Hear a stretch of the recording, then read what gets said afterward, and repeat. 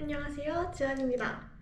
오늘은 이제 여유를 되찾은 겸 마음의 여유를 되찾은 겸 제가 독일에 왔던 첫 번째 목표, 즉 어학에 대해서 이 얘기를 해보려고 해요. 여태까지 독일에 온 이유를 딱히 얘기한 적은 없었던 것 같은데 처음 목표는 제가 여기에 와서 C1 혹은 데스아 2를 따는 게 제 목표였거든요. 한편 제가 어떻게 그 목표를 이룰 수 있었고 어떠한 도움을 받았는지에 대해서 영상을 찍어볼까 합니다. 독일어 단계가 A1, A2, B1, B2, C1, C2 이렇게 있는데요.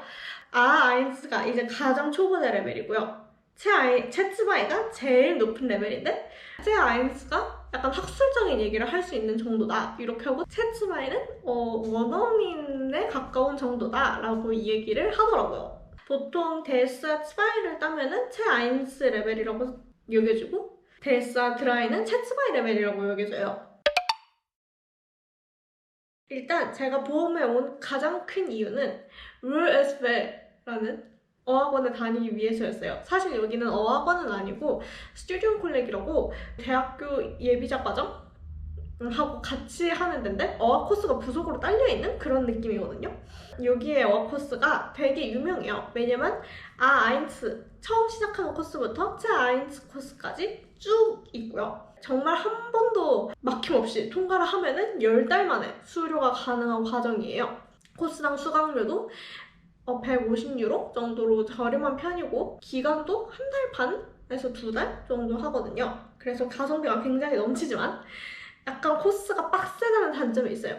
실제로 제가 원래는 베를린에서 어학원을 다니다가 이제 다시 독일로 돌아오면서 보험으로 와서 웨스베에서 코스를 들은 건데 확실히 코스가 빡세다는 감은 있었어요. 수업 시간도 훨씬 길고 배우는 것도 훨씬 인텐시브하고 막 선생님도 훨씬 더 빡세게 잡으시고 이런 감이 있었습니다. 각 코스마다 졸업 시험이 있는데요. 이 코스의 졸업 시험을 통과해야지만 다음 코스로 갈 수 있는 게 원칙이에요. 코스에서 떨어지는 학생이 생기면 아무래도 반에 공석이 생기잖아요. 그럼 공석을 채우기 위해서 코스마다 입학 시험이 존재하는데요. 저는 체아인츠 코스로 바로 편입을 해서 들어온 케이스예요. 그러면 체아인츠 코스에서는 무엇을 하느냐? 기본적으로는 DSA 시험을 준비해요. 그래서 학원에서 모의고사를 진짜 많이 치고 보통 대사에서 다뤄질 만한 주제들을 엄청 깊게 파고드는 경향이 있는데 이거를 사실 어떻게 보면 한 달 반 만에 준비를 하는 거잖아요. 그래서 아무래도 수업 과정이 굉장히 힘들고 빡세고 이것저것 머릿속에 넣어야 할 것도 많고 쉽지만은 않다라는 게 저의 생각입니다. 그러면 왜 굳이 이 어학원을 선택을 했냐?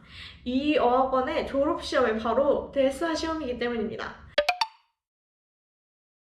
대사 시험은요, 독일 대학교 입학을 위한 시험이고요. 성적이 1, 2, 3, 대사 1, 대사 2, 대사 3 이렇게 나오는데 3이 제일 높은 성적이고요. 2부터는 대부분의 대학에 입학할 수 있는 자격이 주어집니다. 필기 시험은 듣기, 읽기, 문법, 쓰기 이렇게 4파트로 나뉘어져 있고요. 이 필기 시험하고 구술 시험하고 점수가 합산이 돼서 이 낮은 점수가 총점으로 부여가 돼요. 예를 들어서 제가 필기시험에서 데스 드라이를 받고 구술시험에서 데스 아인스를 받았으면 총점은 데스 아인스가 되는 그런 느낌이거든요. 그래서 결론적으로 얘기를 하자면 저는 데스 드라이를 받았습니다.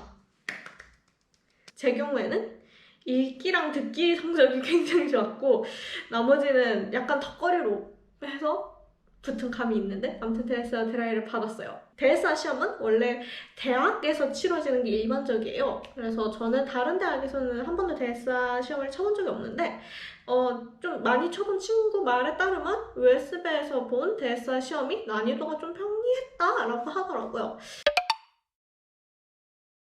또 비슷한 독일어 시험으로는 테스트 다프라는 게 있어요. 테스트 다프는 읽기, 쓰기, 듣기, 말하기 이렇게 4종류로 치러지는 시험인데요. 과목에서 4를 맞으면 통과 해가지고 일반적으로는 그래서 4 해서 16점이 나오면 보통 일반 대학에 지원을 할 수가 있거든요. 저 같은 경우에는 테스트나프를 쳐서 15점이 나와가지고 아깝게 떨어졌었는데, 테스트나프랑 대사랑 비교를 해보자면 테스트나프는 좀 한국 사람들에게 익숙할 만한 시험이에요. 웬만하면 다 객관식으로 돼 있고 주관식, 듣기에도 주관식 조금 있는데 그것도 뭐 내신 시험에서의 주관식 정도? 그런 느낌이고, 되게 정형화돼 있어가지고 문제집만 잘 열심히 풀어보면 뭔가 붙을 수 있을 만한 그런 시험이었는데 제가 문제집을 열심히 안 풀었죠. 네. 대사 시험은 다 주관식이에요. 객관식이 하나도 없고 다 써야 돼요. 대신에 약간 부분 점수를 노려볼 수 있을 만한 구석이 좀 많죠. 그리고 대학마다 유형이 좀 많이 차이가 난다고 들었어요. 그래서 준비하기도 조금 까다롭고 그런 시험인 것 같습니다. 말하기 시험이 특히 다르다고 느꼈는데요.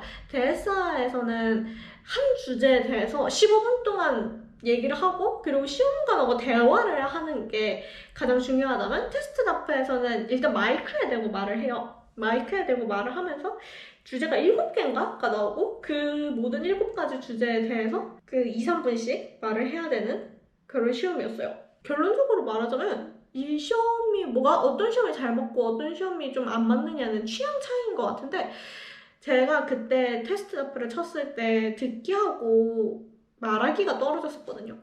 둘 다 3점이 나와가지고 떨어졌었는데, 물론 뭐 학원에서 연습하고 그런 것도 있었겠지만 저한테는 대사가 좀 더 맞지 않았나 하는 게 제 생각입니다. 그러면 시험 준비는 제가 어떻게 했는지 얘기를 한번 해볼게요. 대사 시험 준비를 하고 대사 시험을 치면서 가장 느꼈던 거는 단어를 많이 알고 가면 반은 먹고 들어간다 였습니다. 저 같은 경우는 그래서 오히려 문제가 안 되는 게 있었는데, 제가 한국에 있을 때부터 데베라는 도이치벨레라는 뉴스 사이트에서 기사를 맨날 읽었었거든요. 한국에서는 독일어 공부할 만한 그런 소스가 별로 없다 보니까. 그래서 거기에서 단어를 굉장히 많이 배웠었는데 약간 그런 것이 많이 저에게 도움이 되지 않았나 하는 게 제 생각이고, 좀 읽기 시험 볼 때도 텍스트 읽는 거에 많이 익숙해져서 좀 빠르게 읽을 수 있으면 시험에 많이 도움이 되는 것 같았습니다. 듣기는 저 같은 경우에는 아까 말한 도이치벨레 사이트에서 다큐멘터리나 시사 프로그램, 뉴스 프로그램 이런 거를 자주 보기도 했었고, 마지막 한 달 정도는 넷플릭스에서 다큐멘터리를 진짜 많이 돌려봤던 것 같아요. 사실 대사에 주제가 정해진 건 없지만 자주 나오는 주제가 있긴 있거든요. 주로 환경 문제죠. 이 환경 이슈가 어느 과목에서든 한 번은 나온다 하는 게 제 생각인데, 그래서 환경에 대한 다큐멘터리를 진짜 많이 돌려보고, 그리고 약간 교양과학 이런 것도 진짜 자주 나오거든요. 그래서 그런 쪽도 많이 돌려보고 했던 것 같아요. 문법 파트는 진짜 준비한 게 없었고요. 그래서 문법 파트 점수도 좀 그지 같았으니까 얘기하지 말아주세요. 쓰기도 그렇게까지 걱정을 하지 않았던 게, 제가 테스트나프를 좀 여러 번 본 편이었어요. 2번인가 봤는데 그때도 다 4 밑으로 떨어져 본 적이 없기 때문에 별로 걱정을 하지 않았는데, 제가 생각하기로는 대학사 시험이든 테스트나프 시험이든 글을 잘 쓰는 게 중요해요. 이게 막 문장을 화려하게 쓰고 단어를 어려운 거 쓰고 이런 것보다도 문장 구성력이라고 해야 되나? 서론 있고 본론 있고 결론 있고 이게 좀 논리적으로 연결되고 이런 게 훨씬 중요하다고 느꼈고, 실제로 채점하시는 선생님도 그거를 좀 주로 보시는 것 같았거든요. 그래서 한국어로 글을 잘 쓰는 사람이 결론적으로는 독일어로도 글을 쓸 때 약간 이득 보는 경향이 있다 하는 게 저의 생각이었습니다. 말하기 같은 경우는 테스트나프랑 가장 차이가 많이 나는 게, 테스트나프는 마이크에다가 대고 얘기를 한다고 했잖아요.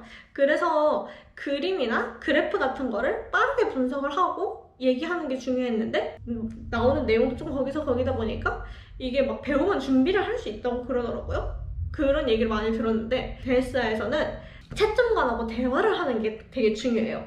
이게 대화가 왔다 갔다 하고 내 주장을 채점관에게 펼치고 이런 게 되게 중요하단 말이에요.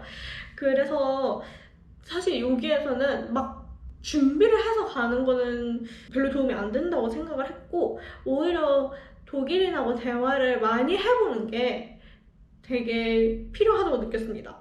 저는 그래서 수업 시간에도 굉장히 열심히 참여를 하려고 노력을 했고요. 선생님하고 대화하는 연습을 하려고.